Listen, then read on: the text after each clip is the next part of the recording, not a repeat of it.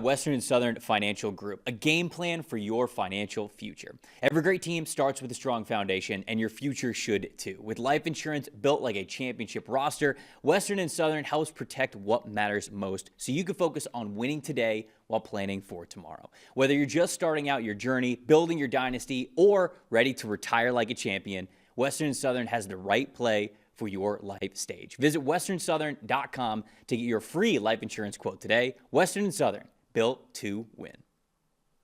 We've got 3 games on Christmas Day, so let's cash out and pay for those Christmas presents. I'm Eli Nagel. This is Mason Cameron, and we're going to go over three games. I'm not really sure we can. I think at the beginning of the year they looked a little bit better than right now, but hey, they're still games. Still got to bet them. You know, and there's some good money-making opportunities in this one for sure, but it's definitely a lot of questions, particularly early in the week where we're recording this. So this is going to remain a pretty fluid situation game to game. Make sure you guys are checking on the injury reports, particularly at the quarterback position and other key spots, because really that is going to be what dictates a lot of these lines moving and the movement that we've seen over the first, few hours of the lines opening for this market from the look-ahead lines. So, Eli, what are we seeing with the first game? What are you thinking here? First game, we've got Dallas -7 versus the Commanders. Totals at 50.5. My lean would at least be the Cowboys. I mean, you just got an explosive offense against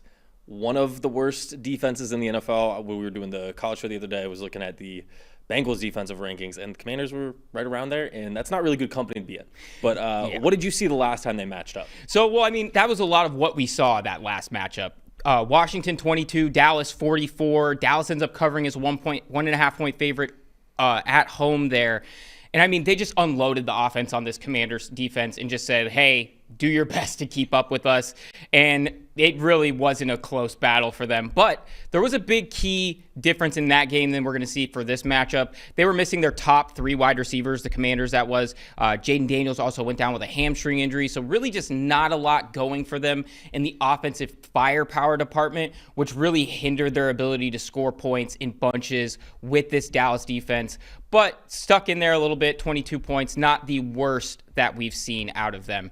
From this matchup, I think it's going to be, a little bit more, high scoring, a little bit back and forth, because what we have seen is that the Commanders are getting back these weapons. They have Terry McLaurin. They have Deebo Samuel. Now, the biggest issue for this one is going to be the health of Marcus Mariota. He's day-to-day right now. Throwing hand injury and a quad injury, that's going to be a theme we talk about a lot today with quarterbacks that are dealing with injuries late in the season here. Their options are fairly limited coming into this one otherwise.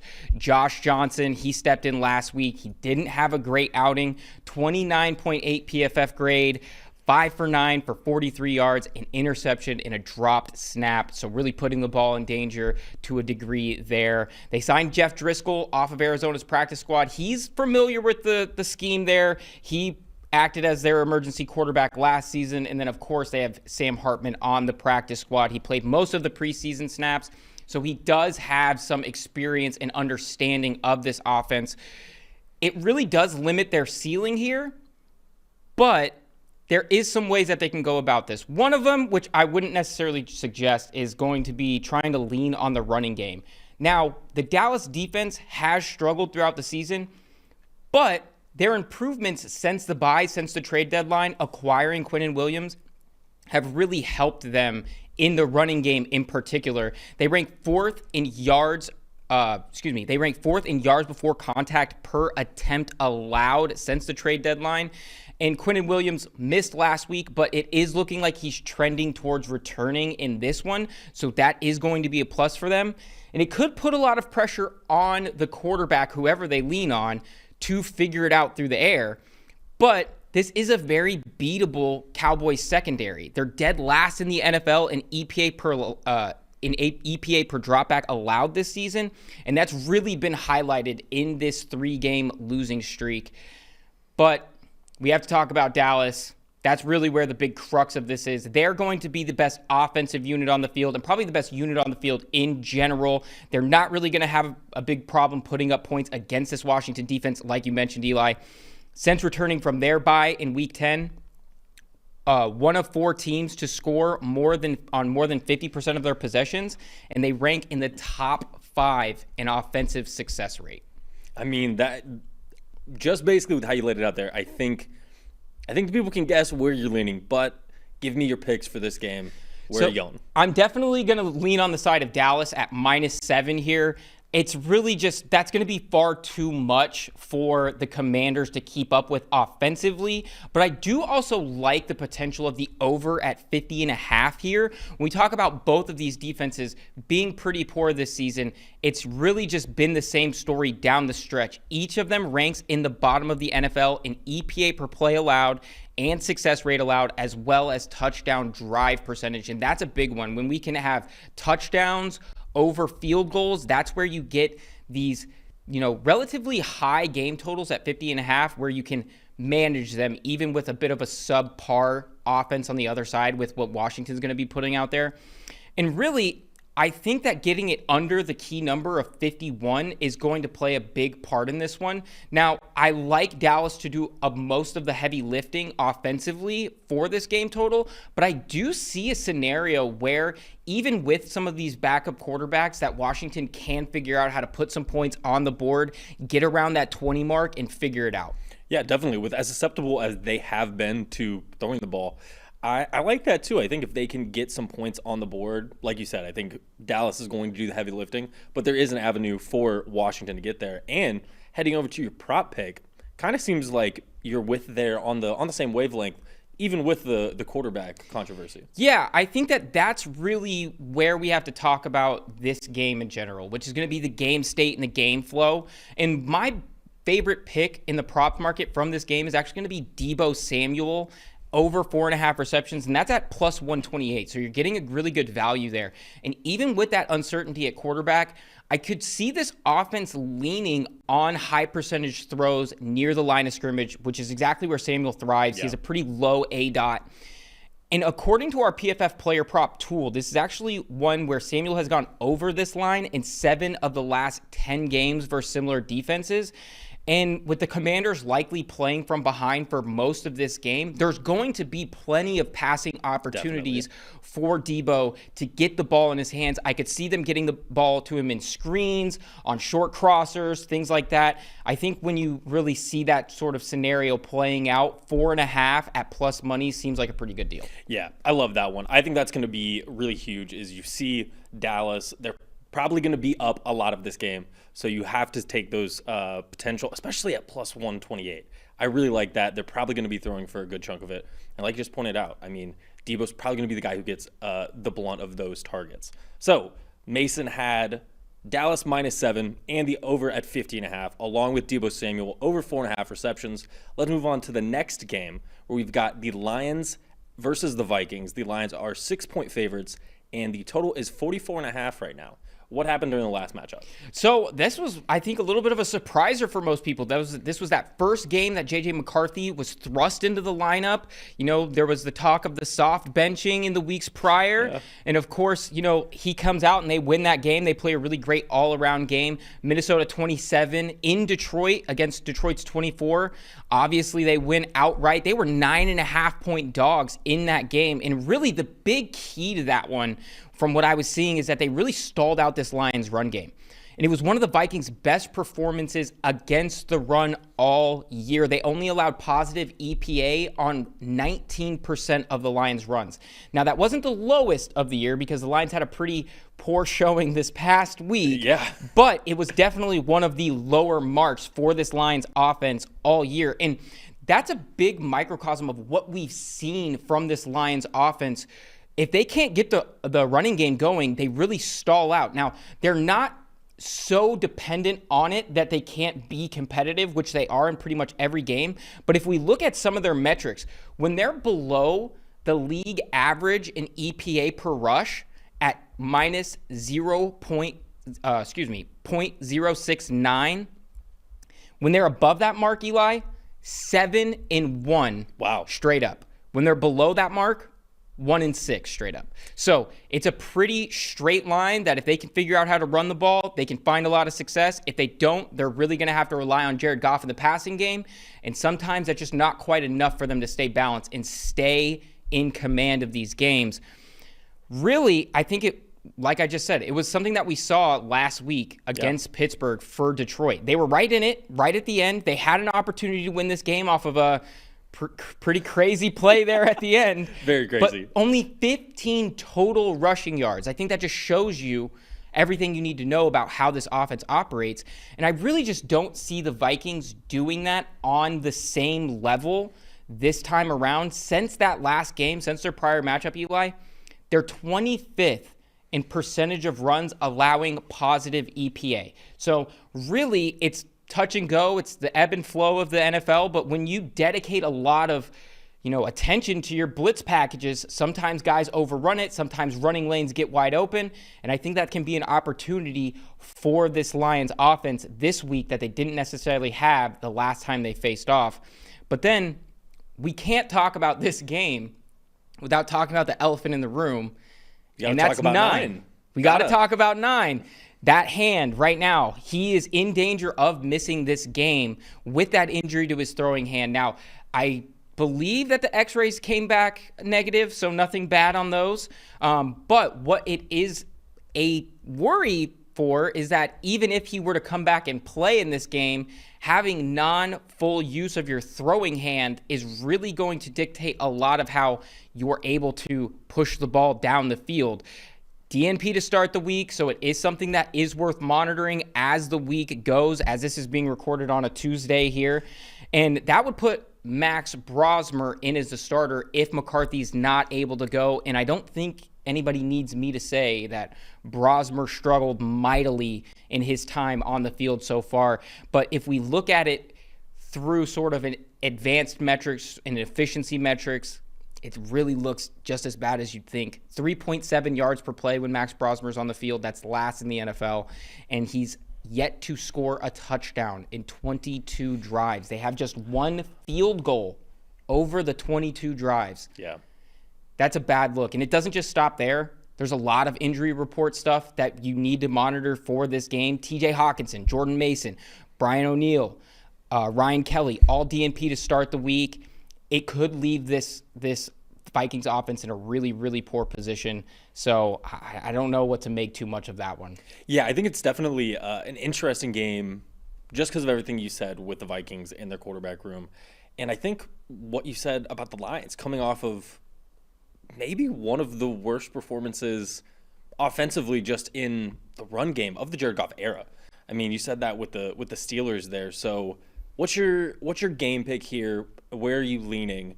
Because it's a weird game. You just have guys, question marks at quarterback for the Vikings, and the Lions kind of coming off a historic, weird game. Yeah. So I think my knee-jerk reaction, at least as far as the spread goes, I would definitely lean Detroit. They're under the touchdown, -6. Particularly if Max Brosmer is playing, I just don't really see an avenue that the Vikings are able to keep up. But one of the things that I like, even if it's a hurt J.J. McCarthy, even if it's Max Brosmer in there, is actually going to be the Vikings under 19.5 team points. Now, this is a pretty high number considering what we're going to be looking at the quarterback position. Max Brosmer behind an offensive line, missing 3 starters, doesn't really breed confidence there. And now Detroit, the defense hasn't really been there for them most of this season, and they've dealt with a lot of injuries, and they're still hampered there. But one of the things that I've seen that I've actually liked over the course of their last few games is that they've moved away from playing heavy man coverages to more zone looks, more 2 highs, something to really keep offenses guessing, because when you don't have the guys to really stick and play sticky man coverage, it makes the whole process very, very difficult to stay efficient and stay effective. So I'm going to go ahead and take the Vikings under 19.5 team points, but I also like the Lions at -6 there. Okay, and then going away from the Vikings here, give us your favorite prop bet. So, hey, Isaac Tesla, man. Whew. He's the real deal. It might be Isaac Tesla season. And now they have him coming out and playing way more snaps over the last 4 games than he'd played previously. They've really figured it out that, hey, we need to get this guy on the field. We need to give him opportunities. And his snap, his snap share right now is sitting right underneath Amon-Ra St. Brown's by just a couple of snaps. So you know that they are liking this guy. And what that's meant is actually he's had a big showing in the red zone. they're keen to get him the ball down there. Jared Goff's really liking him in short fields. His 26.9, so just under 27% target percentage in the red zone since week 13 is second on this team. That's huge. Right behind Amon-Ra St. Brown. He has 5 total touchdowns this season, and 3 of them have come over the last 4 games. Give me Isaac Tesla anytime touchdown plus 400. I think we have a nice one there. I like it. Anytime you've got a anytime touchdown at plus 400, especially where the market has kind of gone on anytime touchdowns, you got to love that. So recapping this, so far Mason's got a little bit of a lean on the Lions at -6. He's got the Vikings team under at 19.5, and Isaac Tesla anytime touchdown at plus 400. The last game, the nightcap, a game where I was going to try to tee it up with watching the best quarterback in the AFC West, and originally it was going to be Gardner Minshew. And now we've got Luakon potentially starting. It's an interesting game. Denver is 12.5-point favorites. The total is 36.5. Man, what happened the last time these teams faced off? Well, Broncos, baby. Broncos were in the midst of their great stretch. It fell apart last week, but I really think that this is a great opportunity for them to get back in the good graces. The last time they matched up, Denver 22, KC 19. That was in Kansas City. KC was -3.5-point favorites in that one. And of course, if you guys look back and remember that game, tied at 19 with 3 minutes left, and Bo Nix marches down the field to put Will Lutz in position for the game-winning field goal as time expires. You can't write it up better than that for a rivalry game.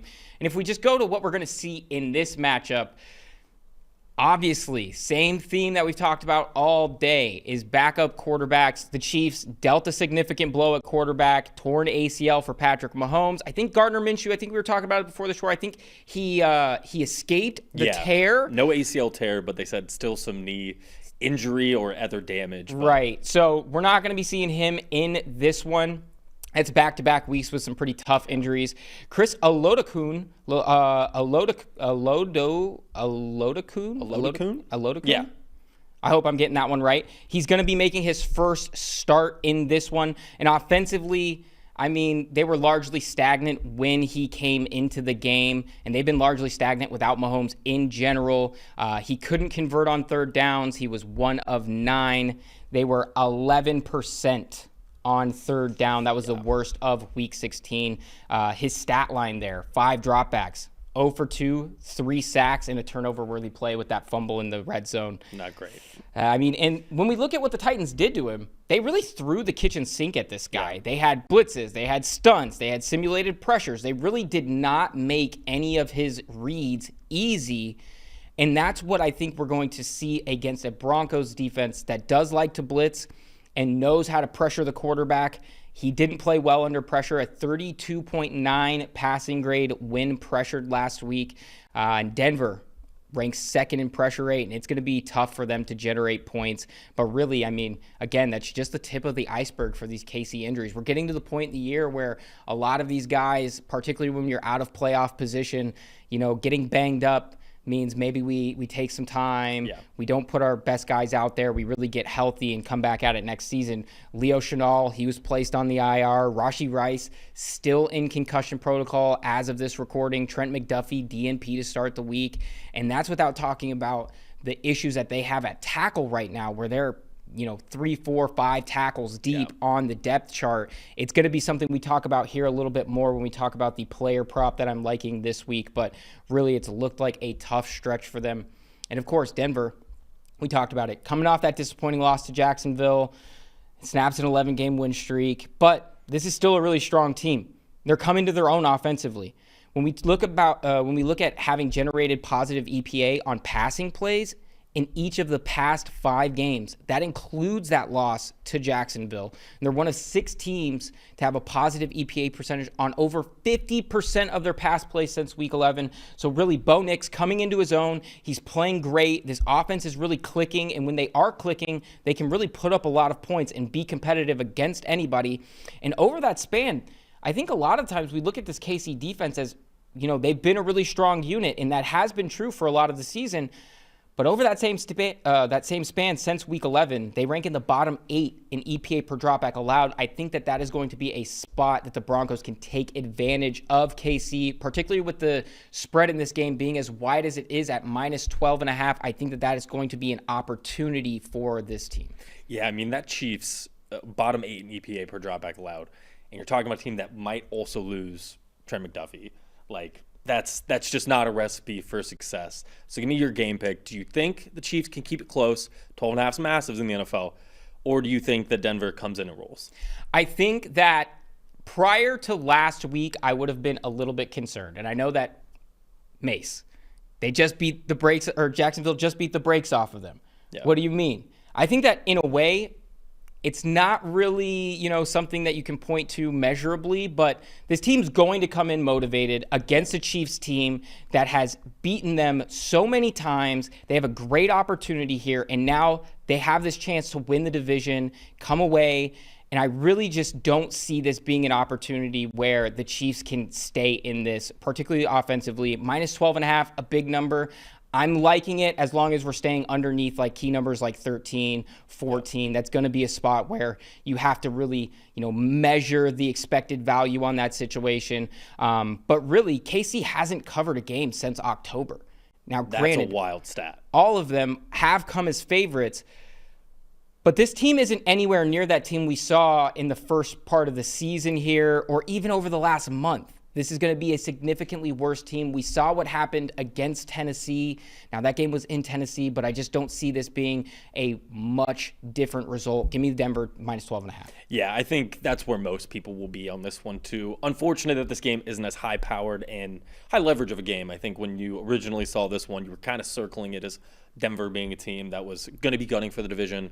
You had Mahomes, them coming off crazy stretch, I think it was 9 years or whatever, of winning it. So it sucks that the game was kind of robbed of that, but what doesn't suck is we've got a fun prop market here. So what do you got as your prop pick? So I teased it a little bit earlier, Eli, when I talked about the offensive line troubles for this Chiefs team, and I'm going to be leaning into Nick Bonito, 1+ sack, because this Chiefs tackle situation is pretty bad when we look at it. Jawan Taylor, Josh Simmons, Wanya Morris, all on the IR. Jalen Moore dealing with a knee. He missed last week. It's unclear if he's going to be able to go on a short week, and that leaves them with a pair of tackles that they signed off of the practice squad. You have Esa Pole, you have Chu Godric. One of these guys is from the international pipeline, and it's really a tough look for both of these guys to have to come up against Jonathan Cooper, have to come up against Nick Bonito, and this Broncos pass rush that ranks first in the NFL by a wide margin in sacks. And really, I want to talk a second about something that we do exclusively here at PFF. So at PFF, we don't just take the NFL sack metric, which cuts things into halves, which sometimes can punish really good pass rushers that have really good teammates. Yeah. I mean, it's something we saw last week when Myles Garrett was clawing to get his hand, because he's got a good teammate there. And that could take away, potentially a half of a sack for him. Something we look at is PFF sacks, something that I like to call, and that's where we don't penalize players for having good teammates by taking away what is essentially still you beating your block, making it to the quarterback, and bringing him to the ground. And when we look at those, Nick Bonito has 15 of those this year. That's second in the NFL behind the aforementioned Myles Garrett. So we know that Nick Bonito is a guy that gets to the quarterback, has sometimes been a little bit penalized because he has really good teammates. That number for sacks could be much higher, even though 12.5 is a great number, top 5 in sacks on the season. And of course, he cooled off a little bit there, towards the back half of the season. It's a long year, but he's picked it back up over the last 2 games with a 20% pass rush win rate in each.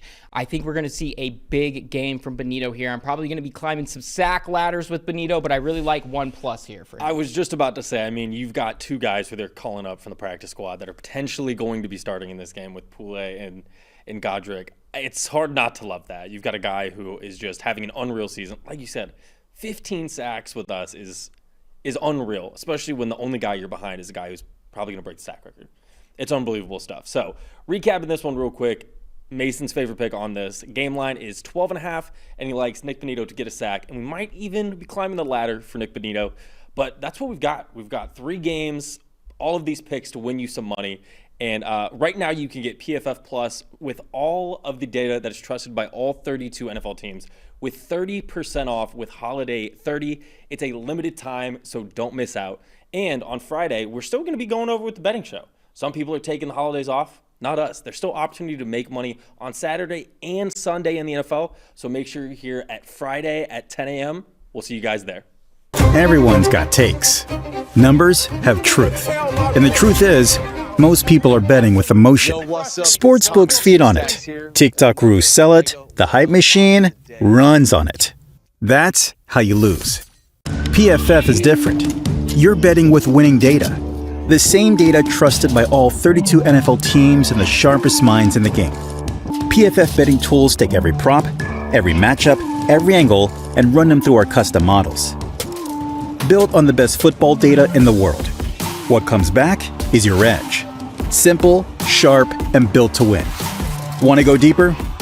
PFF puts a pro-level analytics department in your hands, giving you the same insights teams use to find every advantage. Build your game plan with matchup analysis. Project every snap, every matchup, and every edge before kickoff. Because the smartest plays start long before Sunday.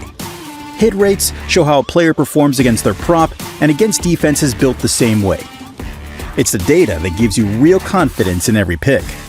Next, Key Insights translates PFF data into the story behind every matchup, giving you the why that powers your bets. From coverage schemes to defensive looks, it's the context that turns raw numbers into winning decisions. When you're ready to take action, filter through every prop on the market and focus on the opportunities that matter, by game, matchup, or value. Then, shop for the best available line in your area and tap your book of choice to place the bet instantly. Everyone's got takes, but now you've got truth. Bet with data, win with PFF.